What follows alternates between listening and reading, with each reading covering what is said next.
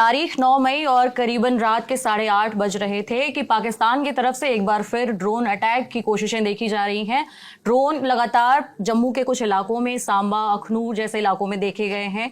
इसके अलावा जो इंडिया का डिफेंस सिस्टम है उसे नाकाम कर दिया है। बहुत ज्यादा डिटेल जो है वो अभिनव हमें दे रहे हैं। अभिनव, कहाँ कहाँ देखी जा रही है ड्रोन की हरकतें? देखिए, रात के तकरीबन 8:30 बज रहे थे। कल के समय से थोड़ा सा डिले, कल थोड़ा पहले शुरू कर दिया था पाकिस्तान इस तरह की हरकत करना, लेकिन उसके बाद खबर आनी शुरू हुई कि एलओसी पर तनाव शुरू हो गया। 7 बजे के करीब ये पता लगने लग गया था कि एलओसी के पास में आर्टिलरी शेल फायर किए जा रहे हैं, गोलीबारी हो रही है। उसके बाद ये सूचना मिलने लगी कि फिर तमाम जो बॉर्डर के नज़दीकी डिस्ट्रिक्ट्स हैं उनमें ब्लैकआउट किया जा रहा है, सायरन सुनाई दे रहा है।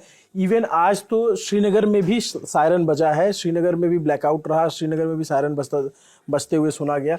और जम्मू में सबसे पहले जम्मू में सायरन की आवाज़ें आने हुई। जम्मू में पहले ड्रोन नहीं आए थे।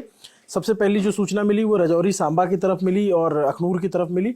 वहाँ पे आर्टिलरी शेल चल रहे थे। फिर खबर आती है पठानकोट में।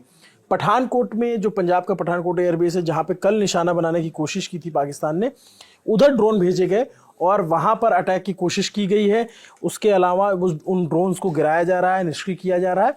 ड्रोन्स के लिए मैं दर्शकों को बता दूं कि ड्रोन्स के लिए अलग डिफेंस सिस्टम होता है, एंटी ड्रोन सिस्टम होता है, एंटी ड्रोन एयर सिस्टम लगाए जाते हैं। इस ड्रोन गिराने में S-400 का इस्तेमाल नहीं किया जाता है जी। और इसके अलावा अभी पीएम मोदी की भी जो हाई लेवल की मीटिंग चल रही थी वो भी खत्म हो गई। क्या लगता है उसमें कुछ ऐसे फैसले? बिल्कुल, वो बहुत ही महत्वपूर्ण मीटिंग है, क्योंकि इतनी रात को जब ऐसे वक्त में मीटिंग हो रही है और उसकी तस्वीरें आ रही हैं जिसमें हमें दिख रहा है कि प्रधानमंत्री कुछ ब्रीफ कर रहे हैं और जो सेना के प्रमुख हैं वो लिख रहे हैं, वो नोट डाउन कर रहे हैं। तो इसका मतलब है कि दिल्ली लगातार नज़र बनाए हुए है और इसका जिस तरीके की हिमाकत की जा रही है। और ये आज विदेश मंत्रालय ने अपने प्रेस कॉन्फ्रेंस में भी बताया कि पाकिस्तान टर्की के ड्रोन इस्तेमाल कर रहा है, टर्की से उसको ड्रोन मिले हैं, उन ड्रोन्स का इस्तेमाल कर रहा है। तो एंटी डिफेंस सिस्टम हमारा जो है वो लगातार इन्वॉल्व है। उसको लेकर के जो तमाम एंटी एयरक्राफ्ट गन्स होती हैं उसका यूज़ किया जा रहा है और जो बाकी डिफेंस सिस्टम है ड्रोन को गिराने के लिए कोशिश की जा रही है। और ये पोखरण से राजस्थान के कुछ इलाकों से भी सूचना मिलने लग गई है कि उधर भी ब्लैकआउट है। राजस्थान का ये जो बॉर्डर एरिया है, कल जैसे देखने को मिला कि पोखरण, फलौदी और जैसलमेर में बहुत देर तक जो है आवाज़ें आती रहीं, बहुत देर तक ड्रोन गिराए जाते रहे और आज सारे अवशेष उनको मिले हैं। ये एक बार फिर से इसी पैटर्न पे चीज़ें आगे बढ़ने लग गई हैं। भारत ने कल जवाबी कार्रवाई की थी, 4 जगहों पे उनके एयर डिफेंस सिस्टम को टारगेट किया था और एक को नेस्तो नाबूद किया था।